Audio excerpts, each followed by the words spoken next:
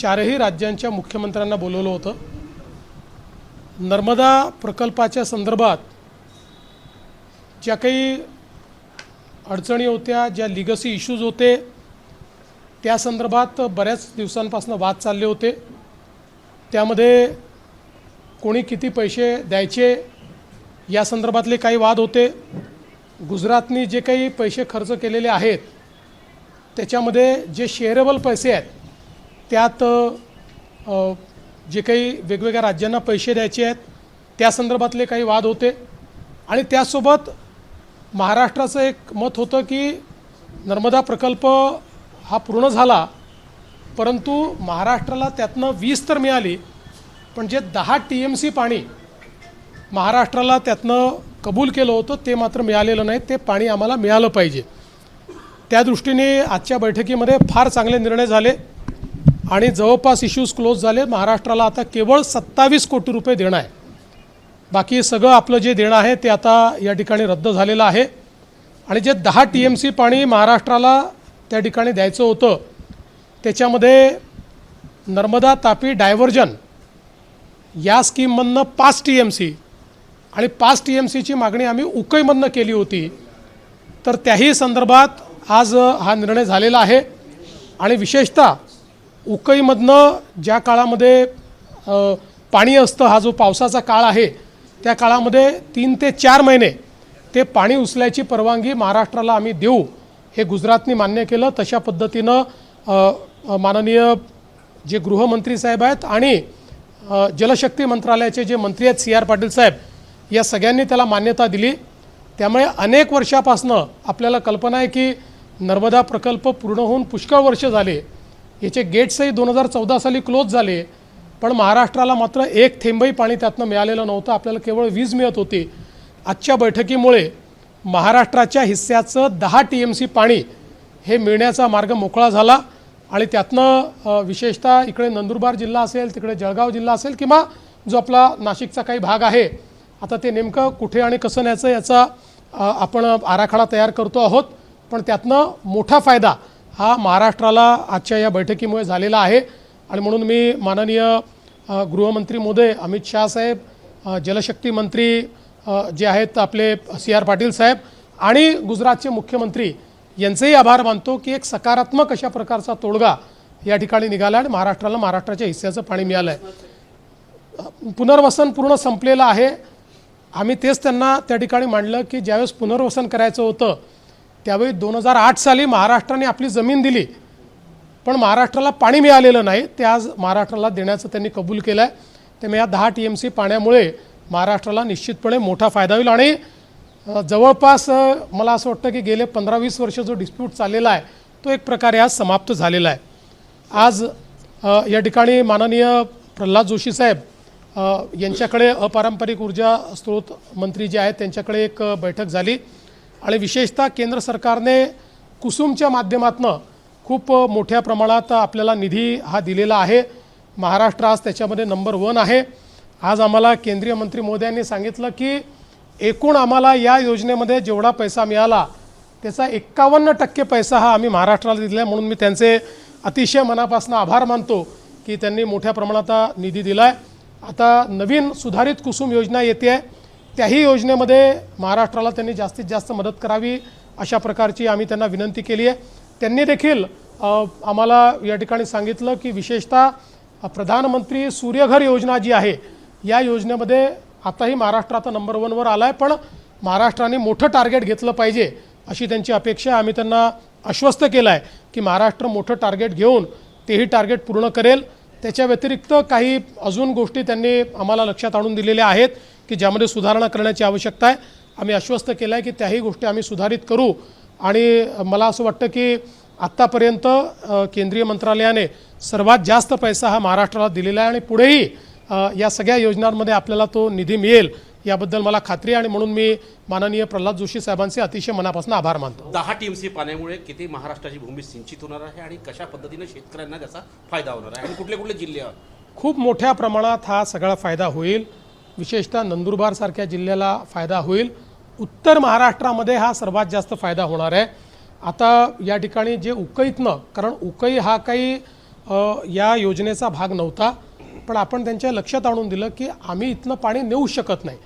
फार तर आम्ही आता हे जे 5 TMC डायव्हर्जनचं आहे ते आता आम्हाला अलाव केलं तर ते आम्ही नेऊ शकतो. उरलेलं 5 TMC पाणी हे आम्हाला तिथनं नेताच येत नाही.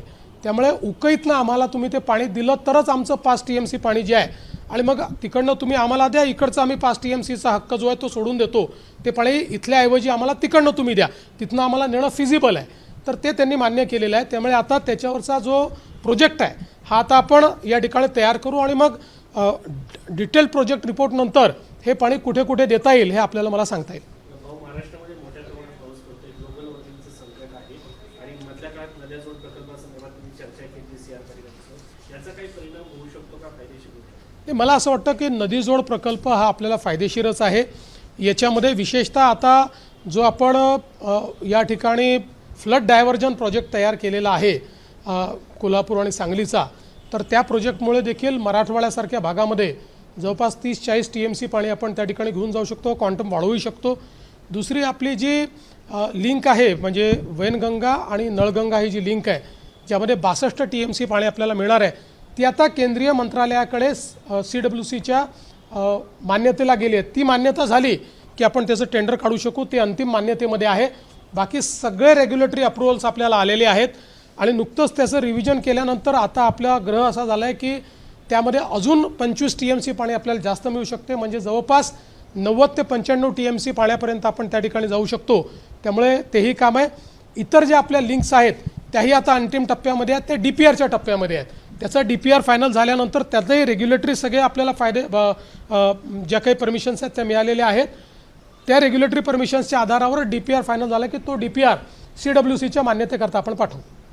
सर, हिंदी में जानना चाहेंगे, आज जो मीटिंग हुई है अमित शाह जी के साथ में, उसमें क्या बात हुई है और क्या क्या प्रोजेक्ट पास हुए हैं? देखिए, जो नर्मदा का प्रोजेक्ट हुआ, इस प्रोजेक्ट में कई डिस्प्यूट चल रहे थे, विशेष रूप से महाराष्ट्र, गुजरात, मध्य प्रदेश और राजस्थान, इन राज्यों में ये डिस्प्यूट चल रहे थे.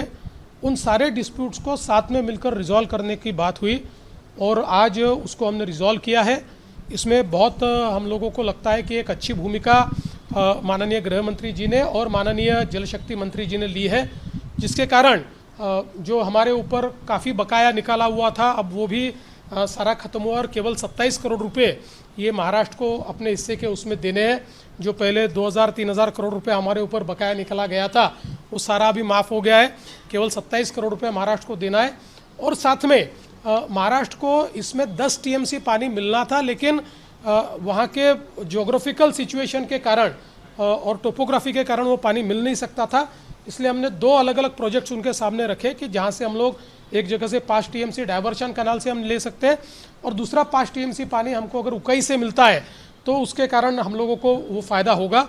तो उसको भी एक प्रकार से आज सैद्धांतिक रूप से मान्यता मिली है और मुझे ऐसा लगता है कि महाराष्ट्र के लिए एक बहुत महत्वपूर्ण इस प्रकार का दिवस है जहां एक और चारों स्टेट्स ने मिलकर सारे प्रॉब्लम्स इसके सॉल्व किए. और मैं ऐसा मानता हूं कि प्रधानमंत्री जी के नेतृत्व में कोऑपरेटिव फेडरलिज्म का एक बहुत अच्छा नमूना है कि 4 स्टेट साथ में आकर चारों स्टेट्स के लिए विन विन इस प्रकार का प्रपोजिशन इस आज के बैठक के माध्यम से तैयार हुआ है. आज प्रहलाद जोशी जी के साथ भी मीटिंग हुई है. देखिए, आज हमारे जो अपारंपरिक ऊर्जा स्रोत मंत्री आदरणीय प्रहलाद जोशी जी है, इनके साथ भी एक बैठक हुई है जिसमें विशेष रूप से प्रधानमंत्री जी की जो 2 बहुत महत्वाकांक्षी स्कीम्स है, कुसुम की और जो प्रधानमंत्री सूर्य घर योजना है, मुफ्त बिजली जिसमें हर सबको मिलती है, इसकी समीक्षा की गई है.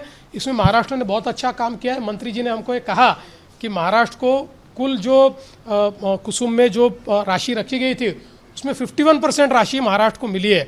तो मुझे ऐसा लगता है कि एक बहुत बड़ी राशि महाराष्ट्र को देने के लिए मैं आदरणीय मंत्री प्रहलाद जोशी जी का और प्रधानमंत्री जी का बहुत आभार व्यक्त करता हूं. अभी कुसुम 2 भी आ रही है, उसके लिए भी हमने चर्चाएं की है. केंद्रीय मंत्रालय ने भी मंत्री जी ने उनके भी कुछ कंसर्न्स हमारे लिए व्यक्त किए, जिसमें उनकी अपेक्षा है कि सूर्यघर योजना में महाराष्ट्र अभी आगे ही चल रहा है, अव्वल ही है, लेकिन एक बड़ा टारगेट महाराष्ट्र ने लेना चाहिए. तो हमने उनको ये आश्वस्त किया है कि महाराष्ट्र में इसमें बड़ा टारगेट लेगा और उस टारगेट को हम लोग पूरा करेंगे. साथ में उन्होंने ये भी अपेक्षा व्यक्त की है कि जो सोलराइजेशन में हम लोगों ने अलग अलग योजनाएं की है, उन कुछ योजनाओं में कुछ कंसर्न्स उन्होंने व्यक्त किए हैं, तो उन कंसर्न्स को भी हम लोग एड्रेस करेंगे और उसको ईज़ ऑफ डूइंग बिजनेस में कैसे लाके हम लोग ज़्यादा से ज़्यादा लोगों को उसका फ़ायदा मिले, इस प्रकार का काम जो उन्होंने अपेक्षित किया है, हमने केंद्रीय मंत्रालय को और मंत्री जी को ये आश्वस्त किया है कि वो कार्य भी हम करेंगे। अब कुसुम की नया अवतार 2.0 भी आ रहा है, हमने वापस उनको ये कहा है कि हमने अच्छा काम किया है तो हमको उसका रिवॉर्ड मिले और उसमें भी ज़्यादा से ज़्यादा पैसा हमको मिले, उसको भी उन्होंने कहा है कि हम जिस प्रकार से अच्छा अगर उसमें पहल करके काम करेंगे तो उसमें भी भारत सरकार और मंत्रालय हमको मदत करेगा। तो मैं उनका बहुत बहुत आभार व्यक्त करतो। एक प्रश्न पॉलिटिकल आहे की एनडीए मध्ये आणखीन एक नवीन पक्षाची एंट्री होणार का महाराष्ट्रात, विशेषतः राष्ट्रवादी काँग्रेस शरद पवारांच्या अनुषंगाने, कारण जयंत पाटलांनी काही नेत्यांच्या भेटी घेतल्या तर कळतं। असं आहे की ही तुम्ही मॅन्युफॅक्चर केलेली बातमी आहे, त्यामुळे याच्यामध्ये मी तुम्हाला एकच सांगतो, महाराष्ट्रातनं एन डी एमध्ये कुठला नवीन पक्ष येणार नाही।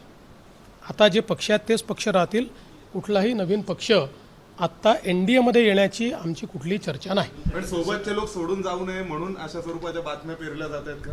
आम्ही सोबतच्या कोणालाही तोडण्याचा प्रयत्न करत नाही। जे त्यांच्यासोबत आहेत, म्हणजे शरद पवार साहेबांच्या पक्षात जे खासदार आणि आमदार आहेत यांना कोणालाही तोडण्याचा आमचा प्रयत्न नाही। एक शेतकरी